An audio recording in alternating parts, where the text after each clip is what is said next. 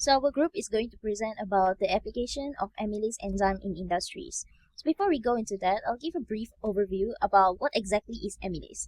So amylase is a digestive enzyme. It is mainly produced by the salivary glands and the pancreas, and smaller amounts can also be found in other tissues. Its systematic name is alpha-4-glucan glucanohydrolase. The primary role of amylase is to break down glycosidic bonds in starch molecules, converting complex carbohydrates into simple sugars. In general, amylase are categorized into three groups, which is alpha, beta, and gamma. Each of these targets different parts of the carbohydrate structure. So in terms of classification and sources, as mentioned earlier, amylase is a hydrolase enzyme. Alpha amylase can be commonly found in humans and animals, and also in plants and microbes. Beta amylase is mostly found in plants and some microbes. And gamma amylase can be present in both animals and microorganisms depending on the source. Next is the characteristics of amylase. Amylase is classified as EC 3.2.1.1, meaning that it acts on glycosidic bonds in polysaccharides. The optimal pH for amylase enzyme is around 6 to 7 for humans and many bacterial amylases, while some fungal sources prefer the pH around 4.5 to 5. The optimum temperature is commonly 50 to 55 degrees Celsius, and thermostable bacterial variants can tolerate much higher temperature. Amylase works through a sequence of steps. Substrate binding first, followed by nucleophilic action, and then at the active site, and then the bonds is hydrolyzed and the products are released. And finally, the enzyme is regenerated and it can continue catalyzing the reaction. Lastly, amylase is used in different forms. Free or soluble enzyme is commonly found in lab work, small-scale use, but it can be less stable and harder to reuse. Immobilized amylase is attached to support-like beads or matrix, which improve stability and allow repeated use, for example, in bioreactors and continuous processing systems.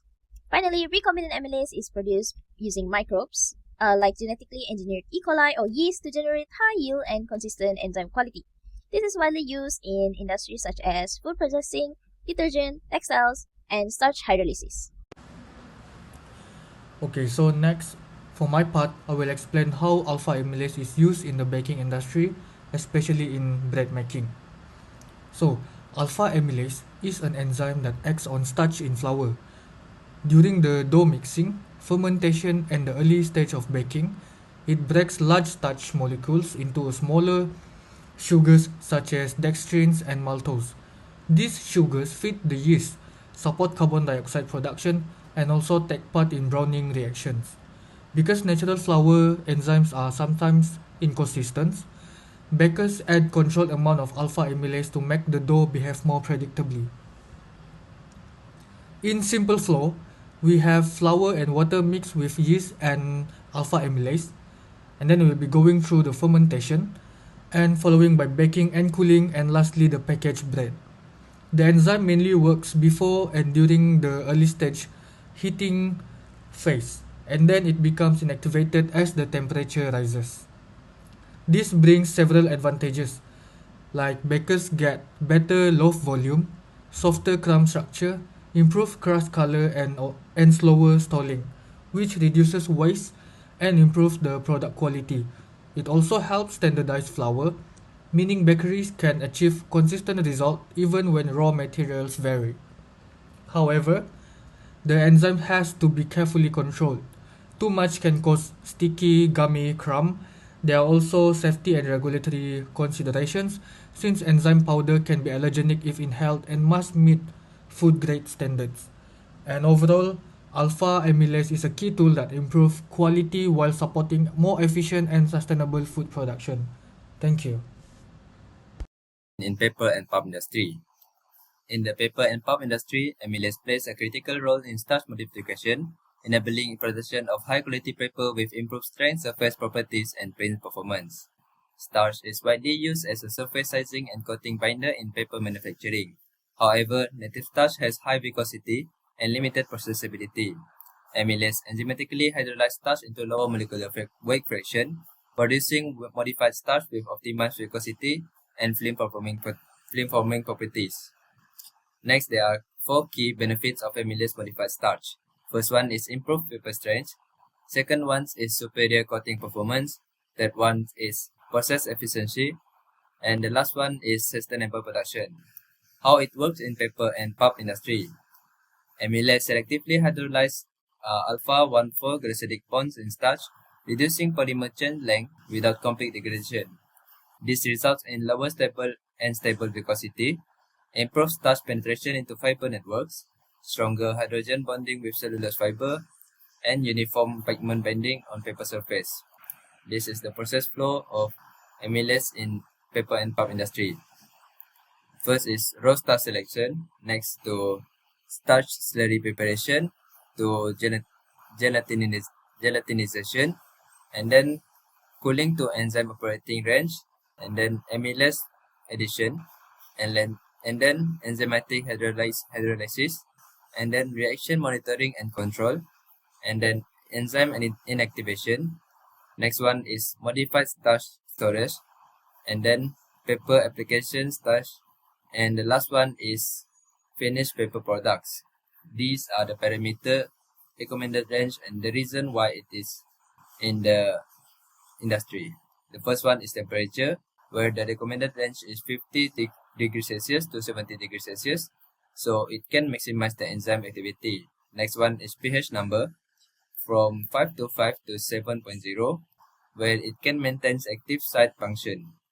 Next one is time, from 10 minutes to 60 minutes, to control viscosity of the paper. And then the last one is enzyme dosage, from 0.01% to 0.2% to prevent overhydrolysis. Hi, I am Jonathan, and I will be discussing Industry C, the textile industry. Specifically, we are looking at desizing. Before cotton is woven, it is coated in starch to make it strong. But this starch must be removed before dyeing, or the color won't stick. As you can see in the diagram here, we use alpha amylase to solve this. The fabric goes into a bath where the enzyme acts like a pair of scissors. It specifically cuts the starch molecules into soluble sugars. These sugars are then easily washed away in the final step, leaving the pure cotton ready for dyeing.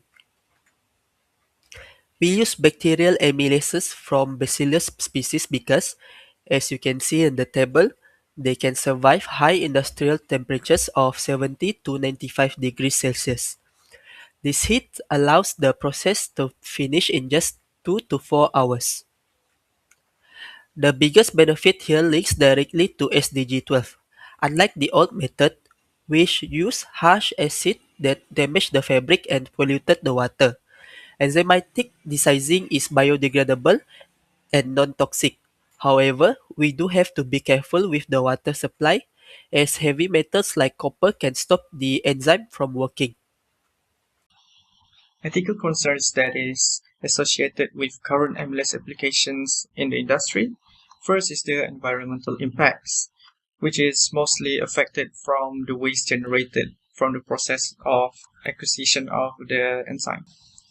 The biodegradability of the enzyme also affects the pollution, which will be reduced through natural degradation.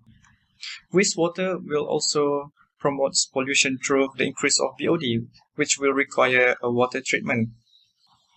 The enzyme production also generates waste, and this will increase the environmental footprint. So the better alternatives for environmental impacts is to use agro-industrial waste substrate, reuse the enzyme, integrate biological water treatment. So the ethical concerns regarding the safety for the workers, they are exposed to allergen from the dry enzyme powder through inhalation, which will induce allergic reaction. It has been tested that it is safe for consumption for amylase-based products. So the better alternatives is that for the worker, we will implement clear ventilation system and liquid enzyme formula.